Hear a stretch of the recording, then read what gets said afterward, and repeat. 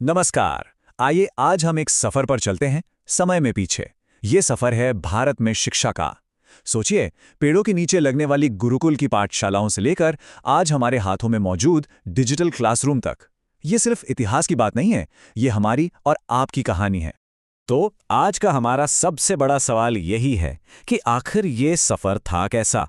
प्राचीन गुरुकुल से लेकर आज के इस डिजिटल दौर तक हम पहुंचे कैसे।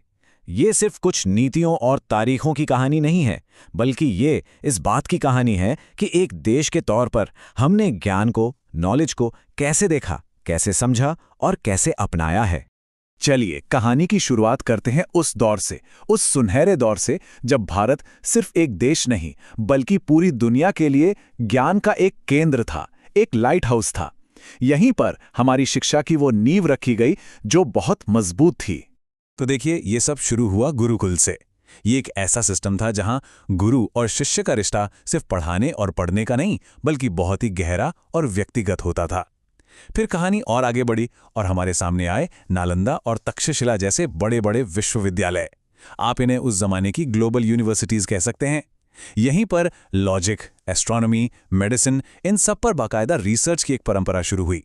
और फिर मध्यकाल में मकतब और मदरसों के साथ फारसी और गणित जैसे नए विषय भी हमारी शिक्षा में जुड़ गए।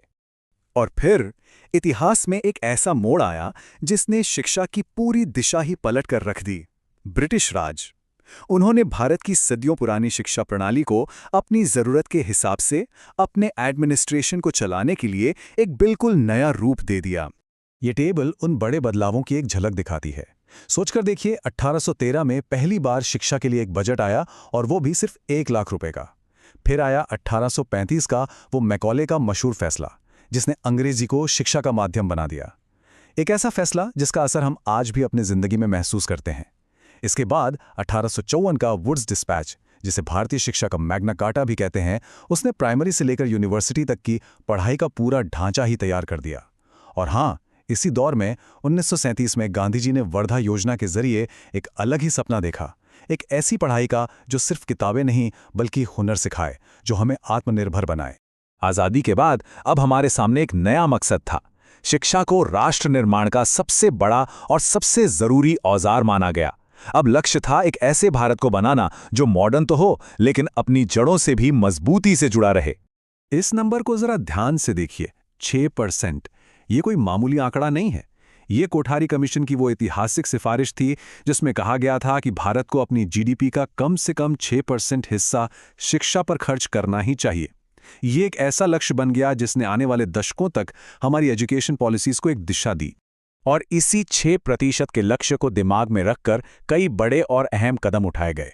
राधाकृष्णन कमीशन ने आज़ादी के फौरन बाद यूनिवर्सिटी एजुकेशन की नींव रखी, जिससे यूजीसी बना। फिर आया कोठारी कमीशन, जिसने हमें वो 10+2+3 का स्ट्रक्चर दिया, जिससे हम में से ज़्यादातर लोग पढ़े हैं। 1986 की पॉलिसी ने देश को कंप्यूटर और टेक्नोलॉजी की दुनिया से जोड़ा। और फिर 2009 में आया शिक्षा का अधिकार यानी आरटीई एक्ट, जिसने 6 से 14 साल के हर बच्चे के लिए पढ़ाई को एक बुनियादी अधिकार बना दिया। और अब हम आते हैं बिल्कुल आज के दौर में, नई शिक्षा नीति 2020। इसे आप दशकों पुरानी व्यवस्था का एक पूरा रीबूट कह सकते हैं। एक ऐसा बदलाव जो हमारी शिक्षा को 21वीं सदी की जरूरतों और चुनौतियों के लिए तैयार करने की एक बहुत बड़ी कोशिश है। स्क्रीन पर देखिए, सबसे बड़ा और बुनियादी बदलाव तो यहीं साफ नजर आता है। वो 10+2 वाला सिस्टम जो 50 साल से भी ज्यादा चला, अब उसकी जगह ले ली है 5+3+3+4 ने।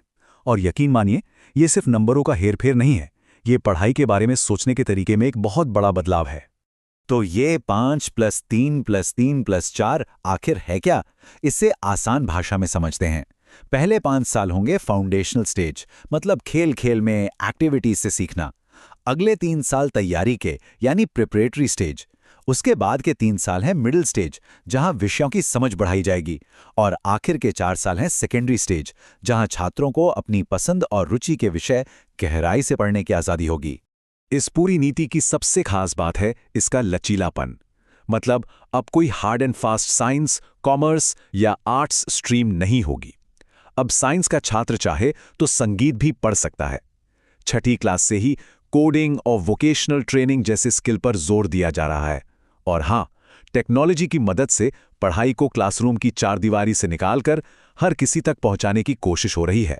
तो गुरुकुल से शुरू हुआ ये सफर ब्रिटिश राज के बदलावों से गुजरता हुआ, आज़ाद भारत की नीतियों से शक्ल लेता हुआ अब इस डिजिटल क्लासरूम के दौर तक आ पहुंचा है। लेकिन अंत में सवाल वही है जो सबसे बड़ा है। भारत, जो कभी दुनिया का ज्ञान गुरु था, शिक्षा का वैश्विक केंद्र था, क्या ये नई नीति हमें वो दर्जा वापस दिला पाएगी? ये एक ऐसा सवाल है जिसका जवाब तो खैर वक्त ही देगा और हमारी आने वाली पीढ़ियां देंगी।